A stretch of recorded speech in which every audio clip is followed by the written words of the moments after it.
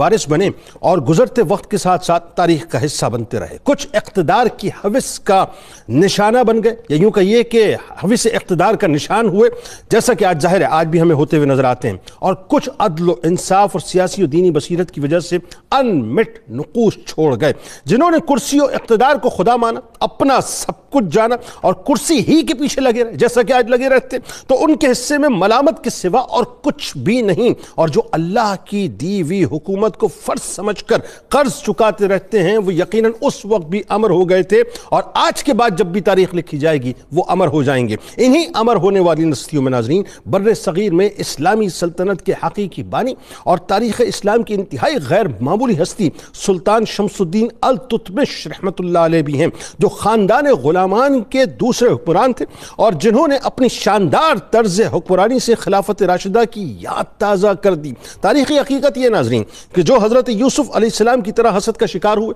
بخارا سے دہلی تک غلام کے طور پر فروخت در فروخت ہوتے رہے اور پھر دہلی کے سلاطین غلامان کے بانیان میں شامل ہوئے۔ ناظرین کرام، سلطان شمس الدین التتمش رحمت اللہ علیہ انتہائی متقی، پرہیزگار اور عبادت گزار حاکم تھے۔ یہ ذہن میں رکھیے گا، جو لوگ حکومت کے بڑے متوالے ہوتے ہیں نا صاحب، انہیں چاہیے کہ ذرا ان باتوں کو سمجھیں۔ جو ایک مدبر سیاستدان بھی تھے اور میدان جہاد کے بہادر جرنیل بھی تھے، عادل حکمران بھی تھے، رحم دل انسان بھی تھے، اور دشمنوں پر یعنی جو دین اسلام کے دشمن تھے ان پر شدید تھے، ذاتی بغض اور عناد کسی کے ساتھ نہ رکھتے تھے، جن کو بچپن سے ہی ایک درویش کی دعا تھی، جن کو سلطان الہند حضرت خواجہ معین الدین چشتی اجمیری علیہ رحمہ اور خواجہ قطب الدین بختیار کاکی رحمت اللہ علیہ کا خاص فیضان نصیب ہوا۔ یوں کہا جائے تو غلط نہ ہوگا کہ بر صغیر پاک و ہند میں روحانی سلسلے کی بنیاد رکھنے والے حضرت خواجہ معین الدین چشتی اجمیری علیہ رحمہ تھے، اور اسلامی ریاست کے بانی حضرت شمس الدین التتمش رحمت اللہ علیہ تھے، جن کو اللہ تعالیٰ نے غیر معمولی فراست و بصیرت کے ساتھ ساتھ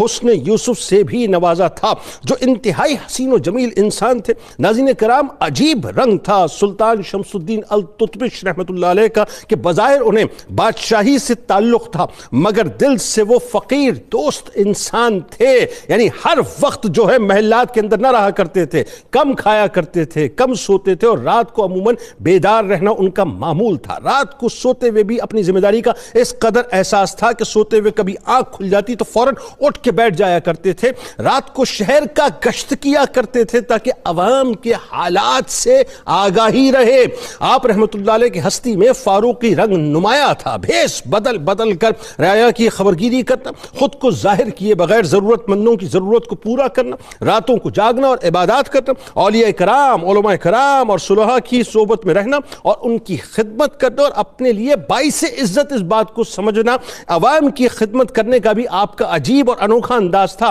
کہ اگر کسی کو کچھ غلہ یا اناج عطا کرتے تو اس کے نیچے کچھ رقم رکھ دیا کرتے کہ اوپر گندم ڈال دیتے تاکہ لوگوں کو ان کی سخاوت جو ہے وہ آشکار نہ ہو۔ حضرت سلطان شمس الدین التتمش رحمت اللہ علیہ ناظرین، ان کے بارے میں ابن بطوطہ نے بیان کیا ہے کہ آپ عادل اور صالح تھے، مظلوموں کی داد رسی پر مستعد رہتے، چنانچہ آپ رحمت اللہ علیہ نے حکم دے رکھا تھا کہ جس کسی کی داد رسی نہ ہو رہی ہو وہ رنگین کپڑے پہن کر رکھے تاکہ اس کی پہچان ہو سکے۔ انصاف کی فراہمی کو یقینی بنانے کے لیے سب سے پہلے زنجیر عدل کا رواج بھی آپ ہی نے شروع کیا تھا۔ وہ معاشرہ کبھی بھی ترقی نہیں کر سکتا جہاں عدل نہ ہو، وہ معاشرہ ہمیشہ برباد ہو جایا کرتا ہے جہاں پر عدل و انصاف نہ ہو۔ ناظرین کرام، سلطان شمس الدین التتمش رحمت اللہ علیہ عاجزی کے پیکر تھے۔ آپ اپنے خادموں کو تکلیف نہ دیتے تھے بلکہ اپنے کاموں کو خود سر انجام دیتے تھے، ہمیشہ باوضو رہتے تھے، نیند کم کرتے تھے، خوف خدا ایسا کہ رات کو محل میں آوگزاری کیا کرتے تھے، یعنی آوزاری کیا کرتے تھے، تہجد اور 5 وقت نماز